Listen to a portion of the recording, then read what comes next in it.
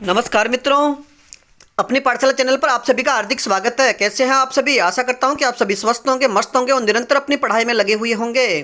तो मैं फिर से हाजिर हुआ हूं एक नए टॉपिक के साथ में, और आज का अपना टॉपिक होगा राष्ट्रीय शिक्षा नीति 2020 राजस्थान परिप्रेक्ष्य में।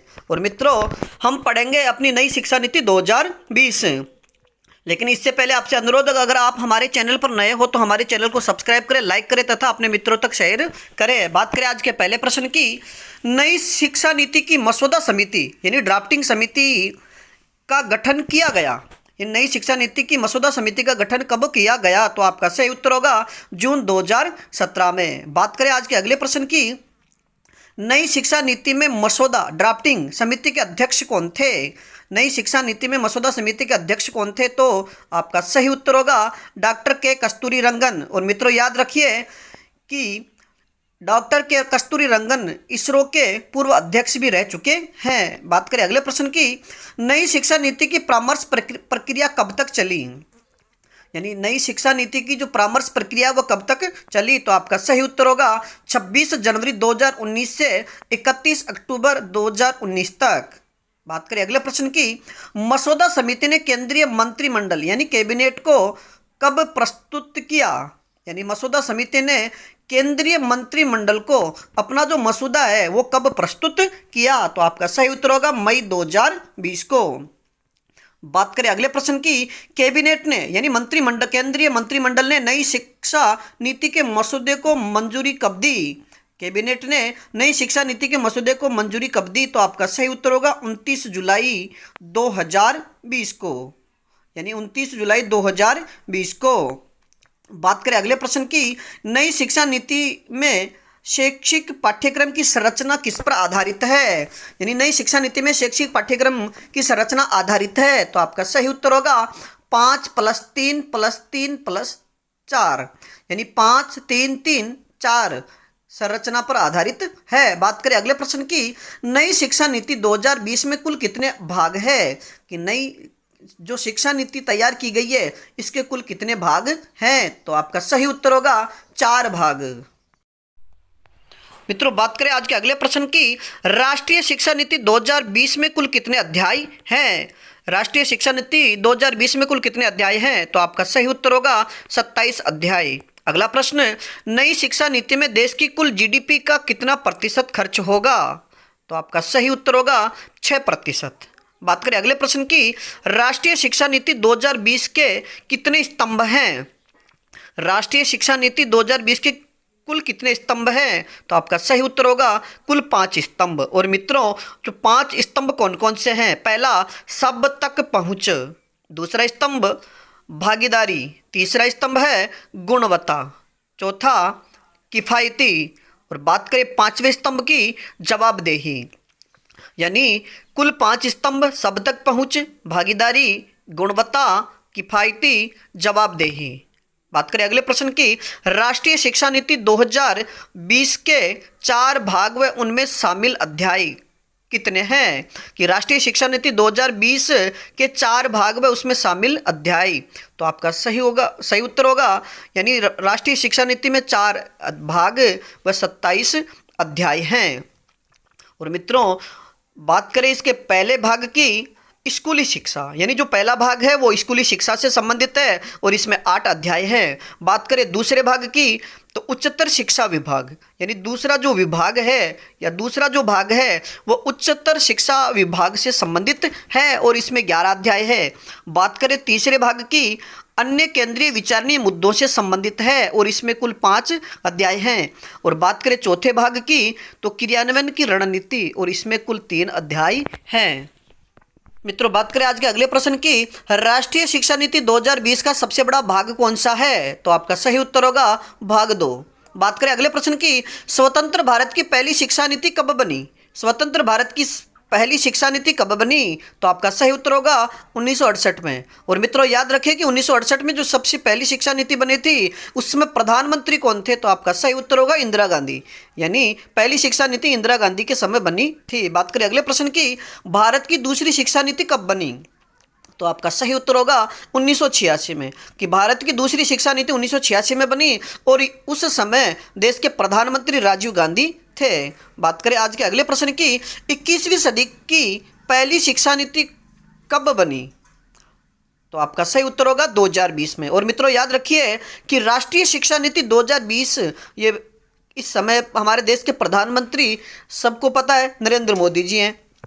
और मित्रों याद रखिए कि जो 21वीं सदी की पहली शिक्षा नीति 2020 ये 34 साल बाद में बनी है। बात करें अगले प्रश्न की, नरसिम्हा राव सरकार ने किस वर्ष शिक्षा नीति में संशोधन किया? तो आपका सही उत्तर होगा 1994 में। बात करें अगले प्रश्न की, शिक्षा नीति में यानी किस शिक्षा नीति में कंप्यूटर की बात कही गई? यानी वह शिक्षा नीति कौन सी थी जिसमें कंप्यूटर की बात कही गई? तो आपका सही उत्तर होगा 1986 अर्थात दूसरी शिक्षा नीति में। मित्रों बात करें आज के अगले प्रश्न की, शिक्षा नीति 1986 के सुझाव पर ऑपरेशन ब्लैक बोर्ड की शुरुआत की गई। यानी शिक्षा नीति 1986 के सुझाव पर ऑपरेशन ब्लैक बोर्ड की शुरुआत कब की गई? तो आपका सही उत्तर होगा 1987 में। बात करें अगले प्रश्न की, नई शिक्षा नीति के अनुसार सर्टिफिकेट दिया जाएगा। यानी नई शिक्षा नीति 2020 के अनुसार सर्टिफिकेट कितने वर्ष की पढ़ाई के बाद दिया जाएगा? तो आपका सही उत्तर होगा 1 वर्ष की पढ़ाई पर। बात करें अगले प्रश्न की, नई शिक्षा नीति के अनुसार डिप्लोमा दिया जाएगा। यानी नई शिक्षा नीति के अनुसार कितने वर्ष की पढ़ाई पर डिप्लोमा दिया जाएगा? तो आपका सही उत्तर होगा 2 वर्ष की पढ़ाई पर। बात करें अगले प्रश्न की, नई शिक्षा नीति के अनुसार डिग्री दी जाएगी। यानी नई शिक्षा नीति के अनुसार कितने वर्ष की पढ़ाई पर डिग्री दी जाएगी? तो आपका सही उत्तर होगा 3 या 4 वर्ष की पढ़ाई पर। बात करें अगले प्रश्न की, राष्ट्रीय साक्षरता मिशन की शुरुआत की गई। राष्ट्रीय साक्षरता मिशन की शुरुआत कब की गई? तो आपका सही उत्तर होगा 1988 में। और मित्रों बात करें अगले प्रश्न की, नई शिक्षा नीति में फाउंडेशन स्टेज का संबंध है। नई शिक्षा नीति में फाउंडेशन स्टेज का संबंध है।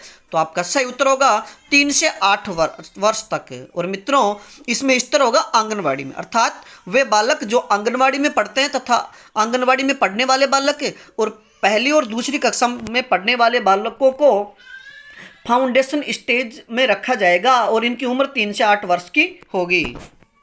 बात करें आज के अगले प्रश्न की, नई शिक्षा नीति के अनुसार प्रीपैरेटरी स्टेज का संबंध है। यानी नई शिक्षा नीति के अनुसार यानी प्राथमिक जो स्तर है उसका संबंध है। तो आपका सही उत्तर होगा 8 से 11 वर्ष तक। यानी प्राथमिक शिक्षा में जो पढ़ने वाले विद्यार्थी होंगे उनकी उम्र कहाँ तक है? उन उम्र का संबंध है 8 से 11 वर्ष तक का। और मित्रों बात करें कक्षा 3 से 5 तक के विद्यार्थी इसमें शामिल होंगे। बात करें अगले प्रश्न की, नई शिक्षा नीति के अनुसार मिडिल स्टेज का संबंध है। यानी नई शिक्षा नीति के अनुसार मिडिल स्टेज का संबंध है। तो आपका सही उत्तर होगा 11 से 14 वर्ष तक। और मित्रों याद रखिए कि मिडिल स्टेज में कक्षा 6 से 8 तक के विद्यार्थियों को शामिल किया गया है। बात करें अगले प्रश्न की, नई शिक्षा नीति के अनुसार सेकेंडरी स्टेज का संबंध है। तो आपका सही उत्तर होगा 14 से 18 वर्ष तक। और मित्रों याद रखिए कि जो सेकेंडरी स्टेज का संबंध 14 से 18 वर्ष तक है तो उसमें कक्षा 9 से 12 तक के बालकों को शामिल किया गया है। बात करें अगले प्रश्न की, नई शिक्षा नीति में स्नातक स्तर का वर्ष तय किया गया है। नई शिक्षा नीति में स्नातक स्तर का वर्ष तय किया गया है। तो आपका सही उत्तर होगा 3 से 4 वर्ष तक। बात करें अगले प्रश्न की, नई शिक्षा नीति के अनुसार पीएचडी के लिए आवश्यक है। कि नई शिक्षा नीति यानी राष्ट्रीय शिक्षा नीति 2022 के अनुसार पीएचडी के लिए आवश्यक है। तो आपका सही उत्तर होगा 4 वर्षीय स्नातक डिग्री। यानी अगर कोई पीएचडी करना चाहता है तो उसे 4 वर्षीय स्नातक डिग्री की आवश्यकता होगी। बात करें अगले प्रश्न की, एनईपी नेशनल एजुकेशन पॉलिसी के अनुसार यानी राष्ट्रीय शिक्षा नीति 2020 के अनुसार व्यावसायिक शिक्षा का प्रशिक्षण शुरू होगा। यानी राष्ट्रीय शिक्षा नीति या नई शिक्षा नीति के अनुसार व्यावसायिक शिक्षा का प्रशिक्षण शुरू होगा। तो आपका सही उत्तर होगा कक्षा 6 से। मित्रों बात करें आज के अगले प्रश्न की, एनईपी यानी राष्ट्रीय शिक्षा नीति नेशनल एजुकेशन पॉलिसी के तहत किस कोर्स को समाप्त कर दिया गया है? तो आपका सही उत्तर होगा एमफिल को। बात करें अगले प्रश्न की, एनईपी के तहत यानी नेशनल एजुकेशन पॉलिसी के तहत किस कक्षा के बच्चों को विदेशी भाषा सीखने को मिलेगी, अर्थात विदेशी भाषा सीखने का अवसर मिलेगा? तो आपका सही उत्तर होगा कक्षा 9 के विद्यार्थी, अर्थात कक्षा 9 से यानी कक्षा 9 से विद्यार्थियों को या बालकों को विदेशी भाषा सीखने का अवसर प्रदान किया जाएगा। बात करें आज के अगले प्रश्न की, किस कक्षा वर्ग के लिए खुली विद्यालय शिक्षा की व्यवस्था होगी? यानी किस कक्षा वर्ग के लिए खुली विद्यालय शिक्षा की व्यवस्था होगी? तो आपका सही उत्तर होगा कक्षा 3, 5 और 8 के लिए। और मित्रों याद रखिए कि राष्ट्रीय शिक्षा नीति 2020 के तहत खुली विद्यालय की व्यवस्था कक्षा 3, 5 और 8 के लिए होगी। बात करें आज के अगले प्रश्न की, किस कक्षा तक पढ़ाई मातृभाषा व स्थानीय भाषा में देने का प्रावधान है?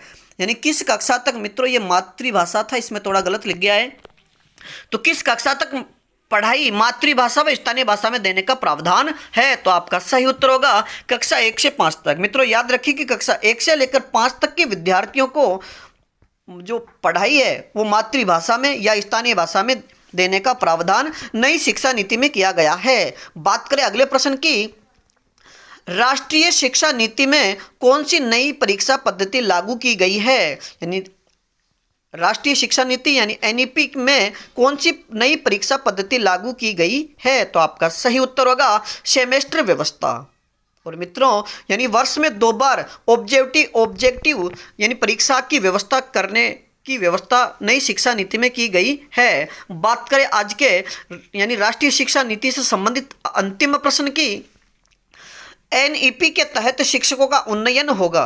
यानी राष्ट्रीय शिक्षा नीति 2020 के तहत शिक्षकों का उन्नयन किस आधार पर होगा? तो आपका सही उत्तर होगा नेशनल मेटरिंग प्लान से। और मित्रों आज के लिए इतना ही, बाकी फिर मिलेंगे अगली कक्षा में। तब तक के लिए आप अपने अध्ययन में जुटे रहिए। और अगर इस राष्ट्रीय शिक्षा नीति से संबंधित किसी भी प्रकार का कोई तथ्य आपको गलत लगे तो आप हमें कमेंट्स में ज़रूर बताइए। धन्यवाद।